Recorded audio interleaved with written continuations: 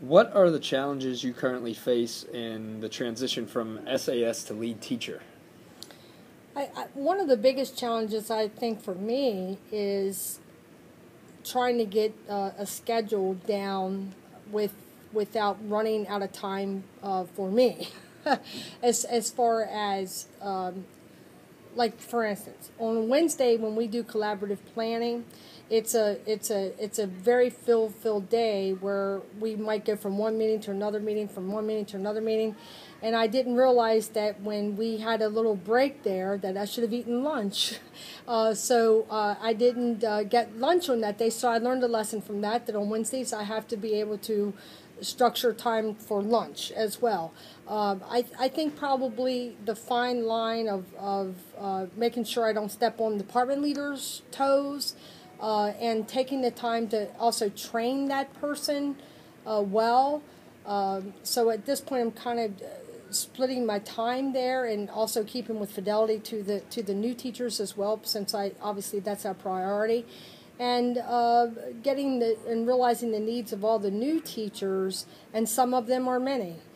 So for me, it's taking the scheduling time and trying to get to do right by all the new teachers especially, while also taking the time and doing right by the senior members in our building, or those who just have 5-6 years of experience.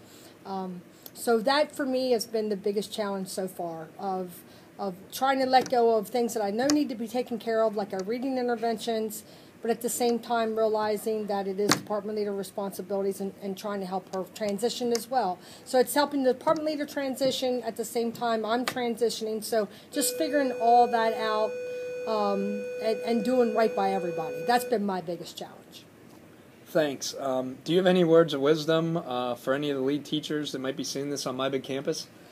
Actually, Mr. McManus, I just have a short little story I'd like to share with you and I would like all lead teachers to keep this story in mind.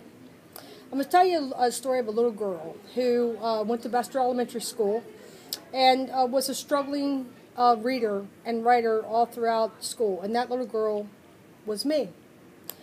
Did not go to kindergarten. A lot of people never felt I would make anything in life. I had guidance counselors tell me I'd never make it in college. I had teachers that told me I'd never amount to anything. So I want the biggest message for the lead teachers to remember that not all the kids sitting in your schools who are struggling readers and writers, not all of them will amount to nothing. Those kids, you can reach down with those kids and find what works, find the fit, what fits, what works.